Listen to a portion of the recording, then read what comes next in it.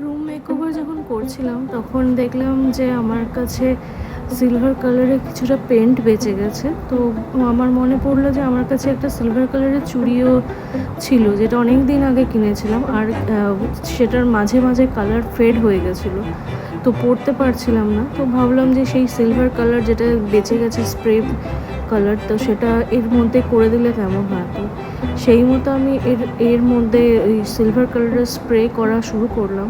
তো যখন ফার্স্ট রাউন্ডে আমি স্প্রে কমপ্লিট করলাম তখন দেখলাম যে তাও কিছু কিছু পোর্শন বাকি রয়ে গেছে, মানে স্প্রেটা পুরোপুরি বসেনি, কিন্তু অনেকটাই গ্লসি ভাব চলে এসেছিলো, বেশ সুন্দর লাগছিল। তো আমার মনে হলো এবার আরেকটা রাউন্ডের স্প্রে করলে কেমন হয়, যাতে এটা একটু বেশি ফুটে ওঠে। তো যেমনি ভাবলাম সেমনি আবার আরেক রাউন্ড স্প্রে করতে বসলাম। তো আরেক রাউন্ড স্প্রে করা আমি যখন শুরু করলাম তখন দেখলাম যে এটা একটু বেশি গ্লসি আর বেশি সাদা হয়ে যাচ্ছে। তো শেষমেশ ড্রাই হওয়ার পরে এই অবস্থায় দাঁড়িয়েছে, একদমই ফ্যাটফ্যাটে সাদা হয়ে গেছে। মানে সিলভার কালার যেটা আমি করেছিলাম তো সেটা পুরোটাই কেমন একটা মানে বিচ্ছিরি রকমের সাদার মতো হয়ে গেছে, সিলভারের বদলে বেশি সাদা মনে হচ্ছে। তো ফাইনাল লুকে এই অবস্থায় দাঁড়িয়েছে আমার সিলভার কালার যেটা করেছিলাম। তো ফার্স্ট একটা রাউন্ড স্প্রেই ঠিক ছিল, এখন একটু বেশি সিলভার কালার হয়ে গেছে।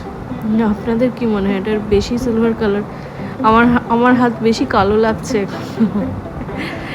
এতটা কালার সিলভার হয়ে গেছে। যাই হোক, আপনাদের কেমন লাগলো এই ভিডিওটা জানাবেন।